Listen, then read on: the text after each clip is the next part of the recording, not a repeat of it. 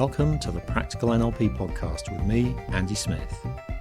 You can find show notes for this episode at nlppod.com, where you can also get a free Practical NLP audio course when you sign up to get the Practical NLP Tips newsletter. Let's have a look at what happens when we chunk down on buying strategies. Remember the TOTE model? Test, operate, test again, and exit. I've put it in the show notes again this week. Some strategies have other strategies nested within them, like subroutines in a computer program.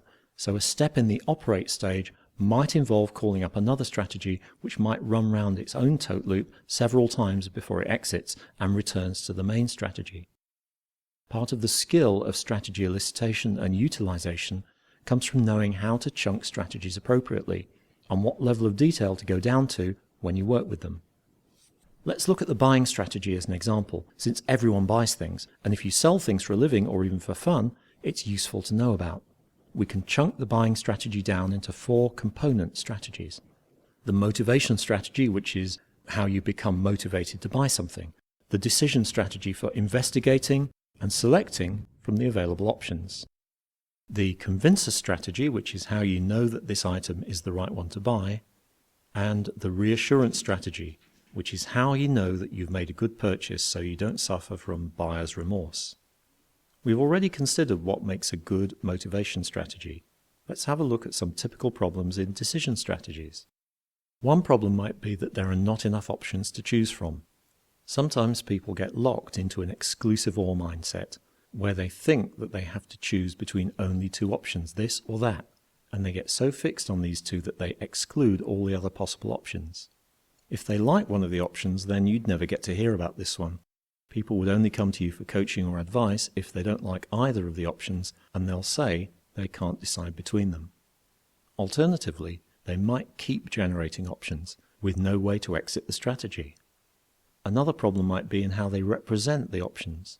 If some rep systems are excluded from their representation, they might miss some information. You're never going to decide which food is going to be best to eat if you're just going on a visual representation. So representing the options in all rep systems will give you better quality information.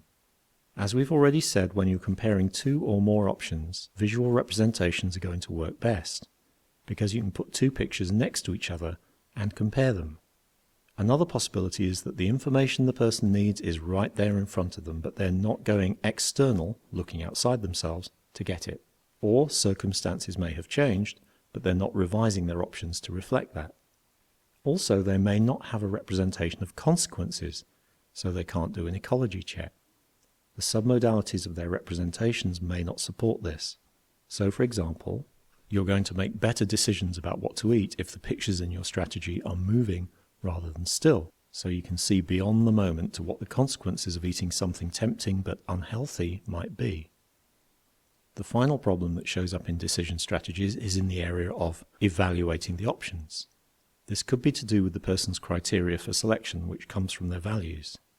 They may be using inappropriate criteria for the decision, so they might be evaluating a laptop just on what it looks like, rather than what it can do. Or they haven't prioritized the criteria, so they don't know which factors are most important. There may be a clash in their values, which is a classic recipe for a dilemma. Either they can't make a decision, or you get serial incongruity where they go one way for a while and then go the other. Or there just isn't a kinesthetic step in the decision-making strategy. Emotions are the primary way that we evaluate experience.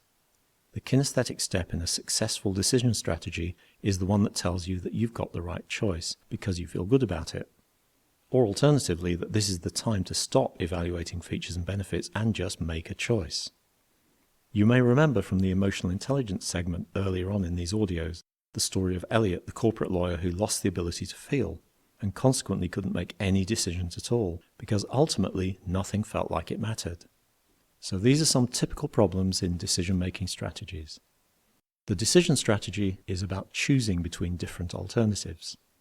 Another component of the overall buying strategy, and something that's also used in a lot of other contexts like deciding if a person is good at their job, or deciding whether you believe in a particular statement, is the convincer strategy. This strategy is about how you convince yourself that something is true. For example, that an item or service is worth buying. It may be called up more than once in the overall buying strategy. The person may use it to decide if an item deserves to be one of the alternatives that the decision strategy chooses between, and maybe again, once the best item has been chosen, to make sure it's actually worth buying. There are two elements to the convincer strategy, both of them easy to elicit informally, and in a sales situation, you'll want to do at least a quick and dirty elicitation of these, even when there isn't the opportunity to do a full elicitation of the decision strategy. The first element is the convincer channel or convincer representation filter. As the name implies, this is the representational system that the person prefers to use when they're gathering the information they need to make a final decision that they're convinced about. It might be visual, seeing something; auditory, they hear about it; kinesthetic, they need to have a hands-on experience; or it might be more of what's called a digital channel. They might read something or research it on the internet. An easy way to elicit the convincer channel is to ask an innocuous question like, how do you become convinced that someone you work with, or it might be someone that works for you if you're asking a senior figure, is good at their job? Possible answers you might get include, I have to see them do it, or I hear good things about them, or I've read the reports about them, or it might be, I have to work with them first. Visual, auditory, digital, or kinesthetic. This leads into the next element of the convincer strategy, the convincer mode or convincer demonstration filter. This is essentially about how many times something needs to be demonstrated to the person in order for them to be convinced. So following on from the previous question, you could ask, how many times does that person have to demonstrate competence to you before you're convinced? There are 4 types of answer you could get. They might assume competence from the start. This is known as the automatic convincer because they're always convinced. It could be that competence has to be demonstrated a number of times. It seems that for most people, 3 times is about right. Some research by Kurt Carlson and Suzanne Shu, based on observing gambling behavior, and also on how sports journalism talks about winning streaks, suggests that if a team wins 3 times or a stock goes up 3 days in a row, it's perceived as being on a winning streak. Extra wins or extra consecutive days didn't have any further impact on that perception. It could be a period of time that's a crucial factor. They won't make their minds up until a week or 2 weeks has gone by. Or maybe they're never completely convinced, no matter how many times something is demonstrated. This is known as a consistent convincer. So in selling, if you discover that someone has a 3-time convincer strategy, you'd want to show them 3 items to choose from, or give them 3 opportunities to experience the product in whichever channel they prefer. Often when you ask the question about the convincer channel, the person will give you the convincer mode as well. They'll say, I have to see them in action at least 3 times, or I have to work with them for a while.